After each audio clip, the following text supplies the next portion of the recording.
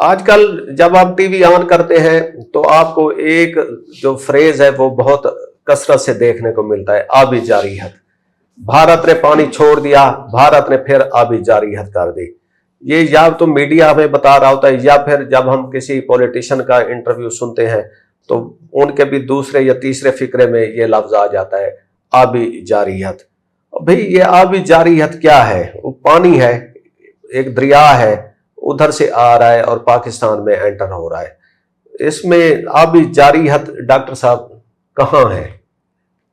اچھا، یہ میں بھی آبی جارحیت کا لفظ اخباروں میں یا میڈیا میں جب سنتا ہوں یا پڑھتا ہوں تو میں سمجھتا تھا کہ شاید یہ انڈیا نے کوئی نیا میزائل بنا لیا، جس طرح ان کے پرتھوی میزائل اور دوسرے میزائل ہیں جو پاکستان کے اوپر داغتے ہیں۔ تو یہ بھی اسی طرح جارحیت کا مظاہرہ کرتے ہوئے داغا جاتا ہے۔ تو جب سیلاب آئے گا انڈیا میں تو کیا وہ سیلاب سے اپنا ملک تباہ کرائے گا یا اپنا ملک بچائے گا؟ تو یہ تو جس نے بھی یہ ٹرم ایجاد کی اس نے لوگوں کو مس لیڈ کیا ہے، مس گائیڈ کیا ہے۔ مجھے نہیں پتا کہ کس نے یہ آبی جارحیت کا لفظ ایجاد کیا۔ کوئی آبی جارحیت نہیں ہے۔ ہمارے جو انڈیا پاکستان یہ سب کانٹیننٹ کا سٹرکچر ہے وہ اس طرح کا ہے کہ شمال میں ہمالیہ اور قراقرم کے پہاڑ ہیں جن کے اوپر بہت زیادہ برف ہوتی ہے، گلیشیئرز ہوتے ہیں گرمیوں میں، ان میں سے پانی جو ہے وہ جو برف پگھلتی ہے وہ دریاؤں کی شکل میں باہر آتی ہے۔ یہ 5 دریا جو ہیں پلس انڈیا کا بیاس ہے، اور کچھ دریا جو ایسٹرن سائڈ پہ چلے جاتے ہیں جیسے گنگا، جمنا اور برہم پترا وغیرہ۔ تو یہ ایک پورا نظام ہے جو ہزاروں سال سے ہے اور یہ اسی طرح چل رہا ہے۔ ہاں، اب اس میں کلائمیٹ جو چینج ہوا ہے اس کی وجہ سے اس میں توازن میں خرابی آئی ہے، لیکن نظام تو بیسیکلی وہی ہے، صرف اس کا توازن بگڑا ہے۔ تو آبی جارحیت کوئی نہیں ہے۔ پھر دوسری بات ہے کہ جہاں تک آپ کی بات سے میں سمجھ سکا ہوں تو شاید لوگ یہ کہتے ہیں کہ جب سیلاب آتا ہے تو انڈیا والے اپنے جو ڈیمز ہیں ان کے گیٹ کھول دیتے ہیں اور وہ پانی پاکستان آ جاتا ہے اور وہ پاکستان کو تباہ کرنے کے لیے کھولتے ہیں۔ تو یہ کافی مذاکرہ خیز بات ہے۔ یہ ٹرم جتنی ہے مذاکرہ خیز، یہ جو کانسیپٹ ہے یا یہ جو بات ہے یہ اس سے بھی زیادہ مذاکرہ خیز ہے۔ انڈیا کے جو ڈیمز ہیں ان کے ڈیموں پہ دیکھیں، انڈس واٹر ٹریٹی میں 3 دریا جو انڈیا کے پاس چلے گئے تھے، بیاس، راوی اور ستلج، اس پہ انہوں نے ڈیمز بنائے ہیں جو کہ ان کا رائٹ تھا according to Indus water treaty. وہ کوئی بھی ڈیم پاکستان کے بارڈر پہ نہیں بنا ہوا کہ سیلاب آیا تو انہوں نے ڈیم کا گیٹ کھول دیا اور وہ سیلاب جو ہے پاکستان میں داخل ہو گیا۔ وہ پاکستان کی سرحد سے 100، 200، 300 کلومیٹر دور ہے۔ اگر آپ اس وقت ستلج میں آیا ہوا ہے جس کی وجہ سے قصور اور اس طرح کے جو ستلج کے علاقے ہیں وہ ڈوبے ہوئے۔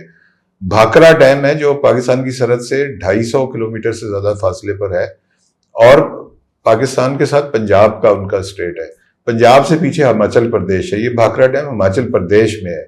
تو بھاکرا ڈیم کے جب گیٹ کھولے جائیں گے تو پاکستان تو بعد میں ڈوبے گا، ان کا اپنا پنجاب پہلے ڈوبے گا، اور اسی طرح ان کے اپنے پنجاب میں وہی صورتحال ہے جو ہمارے پنجاب میں ہے۔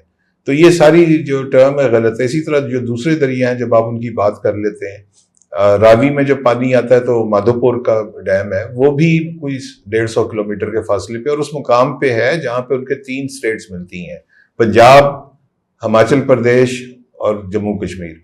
تو اگر وہ مادھو پور کا گیٹ کھولیں گے تو ان کی اپنی 3 اسٹیٹوں میں پانی آئے گا۔ اسی طرح تیسرا دریا جو ہے وہ جس پہ بہت زیادہ سیلاب ہے، ہمارے یہاں 10 لاکھ کیوسیک کا ریلا گزرتا ہے جس میں سے گزر رہا ہے چناب۔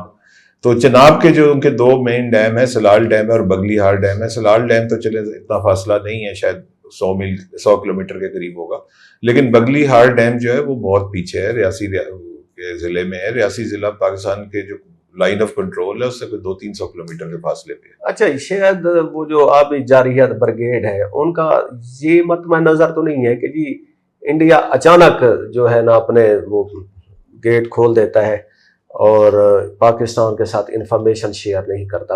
اس سینس میں تو پھر یہ بنتی ہے۔ اچھا، یہ سینس میں مان لوں اگر انڈیا ایک ماڈرن ورلڈ میں رہ رہا ہو، اس کے پاس جو ہے وہ بڑے وسائل ہوں، اپنا کمیونیکیشن کی چیزیں ہوں، سیٹلائٹ کے انفارمیشن ہو، انٹرنیٹ ہو اور یہ ہو اور وہ ہو، اور پاکستان جو ہے وہ غار کے زمانے میں رہ رہا ہو یہاں پہ اور جب تک کوئی آ کے بتائے گا نہیں تب تک ان کو پتہ نہیں چلے گا۔ آج کل سیٹلائٹ کا دور ہے، انٹرنیٹ کا دور ہے۔ 8ویں کلاس کا بچہ جو ہے وہ انٹرنیٹ کے اوپر 10 منٹ میں سارا ڈیٹا نکال سکتا ہے۔ تو یہ چیز ہی ساری غلط ہے کہ جی انفارمیشن پاس آن ہوئی ہے، نہیں ہوئی ہے۔ آپ کو چائنا سے ریئل ٹائم میں انفارمیشن جنگ میں ملتی ہے، آپ 200 کلومیٹر سے ان کے جہاز رافیل گرا دیتے ہیں اور آپ کو یہ نہیں پتہ لگ رہا کہ انڈیا کے فلاں ڈیم کا واٹر لیول کتنا ہوا ہے اور وہ کب اس کو وہ کھولیں گے. تو یہ تو بالکل یہ بھی اسی طرح ایک اور مذاقہ خیز بات ہے جو ہمارے یہاں لوگ کرتے ہیں. ہمارے یہاں لوگ جو ہیں وہ خام خواہ انڈیا کو بیچ میں امپلیکیٹ کرتے ہیں. آپ انڈیا کو چھوڑ دیں, اپنے دیکھیں کہ آپ کے اپنے کیا کیا خرابی ہیں. میں تو ابھی ایک چینل دیکھ رہا تھا, اس میں یوں لگ رہا تھا کہ لاہور کو ڈبونے کے پیچھے بھارتی آبی جارحیت, حافظ آباد کو ڈبونے کے پیچھے بھارتی آبی جارحیت. تو یہ اگر انڈیا کیا آبی جارحیت ایسی کرے نہ کرے کہ ہمارے شہر بچ جائیں. دیکھیں مطلب اس میں بڑی سمپل سی بات ہے کہ لاہور کو اگر ڈبونا ہے انڈیا نے تو وہ مادھو پور کا جو ڈیم ہے اس کو کھولے گا, جو کہ بہت فاصلے پر, اس سے پہلے ان کا وہ ہماچل پردیش کا اور علاقہ جائے گا. اچھا, پھر اس کے بعد اگر اس نے قصور کو اور ہمارے ستلج والے ایریاز کو ڈبونا ہے تو وہ بھاکرا ڈیم کھولے گا. اگر اس نے چناب یہ گجرات اور جو دوسرے سیالکوٹ وغیرہ کو کرنا ہے تو وہ سلال اور بگلی ہار ڈیم کھولے گا. تو وہ تو ان کا اپنا جموں کشمیر جائے گا, اپنا پنجاب جائے گا, اپنا ہماچل پردیش جائے گا. اور گیا, ہم نے جو پچھلا پروگرام کیے اس میں ہم نے بتایا کہ اتنے مویشی وہاں سے سینکڑوں کی تعداد میں بہتے ہوئے آئے ہیں. انڈیا کے پنجاب کی حالت ہمارے پنجاب سے مختلف نہیں ہے. ان کے جو ڈیمز ہیں وہ ہمارے بارڈر کے اوپر نہیں ہے. تو یہ تو بات ہی ساری غلط ہے کہ وہ ہمیں ڈبو رہے ہیں, وہ خود بھی ڈوب رہے ہیں. اچھا, آبی جارحیت پانی روک کے کی جا سکتی ہے؟ دیکھیں کوئی ان کو تھوڑی سی سپیس تو دیں سر. نہیں, اس میں دیکھیں اس میں سیدھی سی بات ہے کہ پوری دنیا میں جو ڈیمز ہوتے ہیں وہ چاہے انڈیا پاکستان میں ہوں یا کہیں بھی, اس کے کوئی پروٹوکالز ہوتے ہیں. یہ ڈیم جو ہوتے ہیں یہ کسی ملک کی اپنی جو بنانا ہوتا ہے, چاہے انڈیا نے بنائے چاہے پاکستان نے بنائے, اس کے پروٹوکالز ہوتے ہیں اور بڑے وہ اسٹرکٹلی فالو ہوتے ہیں. کیونکہ یہ ڈیمز جو بڑے پروجیکٹس ہوتے ہیں یہ انٹرنیشنل فائنینشیل انسٹیٹیوشنز اور ملکوں کے فنڈنگ سے بنتے ہیں. اس میں ایک بڑی کلیئر کٹ چیز ہوتی ہے کہ اس کے انفراسٹرکچر کو بچایا جائے گا.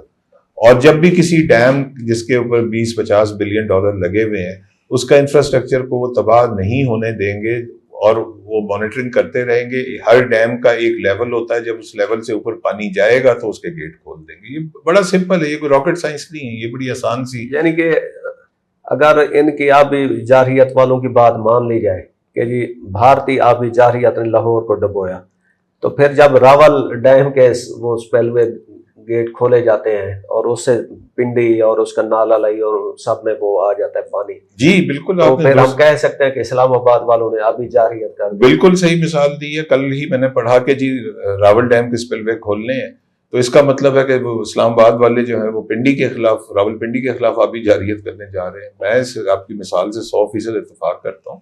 دیکھیں میں یہ نہیں کہہ رہا کہ آبی جارحیت نہیں ہو رہی, بالکل ہو رہی ہے آبی جارحیت, لیکن آبی جارحیت انڈیا نہیں کر رہا. آبی جارحیت ہم خود کر رہے ہیں.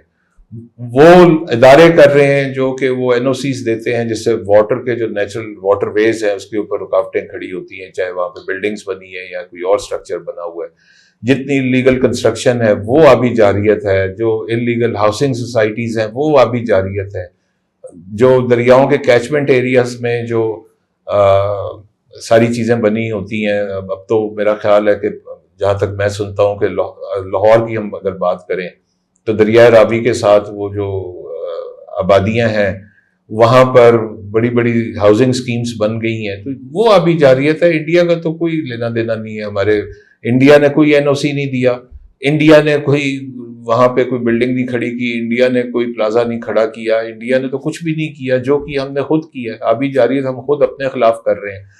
میں ایک اور مثال دوں, اسلام آباد میں بڑا مشہور مقام ہے, سیاست کی وجہ سے زیادہ مشہور ہو گیا, جس کو بنی گالا کہتے ہیں. عمران خان صاحب کا گھر ہے وہاں پہ. چلے عمران خان صاحب نے تو گھر بعد میں بنایا. بنی گالا میں کسی قسم کی کنسٹرکشن کی اجازت نہیں تھی کیونکہ وہ راول ڈیم کا نیچرل کیچمنٹ ایریا تھا. سب سے پہلے کس کا گھر بنا وہاں پہ, جہاں سے پھر اس کے بعد اور لوگوں کو شے ہوئی اور گھر بننے شروع ہو گئے. سب سے پہلے گھر وہاں محسن پاکستان کا بنا تھا, اور اس جگہ پہ سب سے پہلا گھر جو ہے وہ عبدالقدیر خان صاحب نے بنایا تھا. اس کے بعد وہاں پہ اور گھر بنے اور پھر بہت سے لوگوں کے گھر بنے. میں عمران خان کو نہیں کہہ رہا ہوں, وہ اور لوگ بے شمار لوگوں کے گھر بنے. لیکن میں ڈیفینیٹلی اگر اسلام آباد کا ایکو سسٹم خراب ہوا ہے تو اس کا واحد ذمہ دار ایک آدمی ہے, وہ ڈاکٹر عبدالقدیر خان. تو ڈاکٹر صاحب آج کی اس گفتگو کا لب لباب یہ ہے کہ لاہور کو, پنجاب کو یا ڈفرینٹ شہر سے ان کو بھارتی آبی جارحیت نے نہیں ڈبویا, बल्कि हमारे अपने इदारों ने डुबोया। जी, हम पता तो करें ना कि किसने क्या कंट्रीब्यूट किया किस चीज में, ताकि लोगों को ये तो पता चले। मेरा घर डूब जाता है, 10-20 फुट पानी आ जाता है, लेकिन डूबा किसकी वजह से, ये पता होना चाहिए। नाजरीन, आज के इस वीडियो में इतना ही।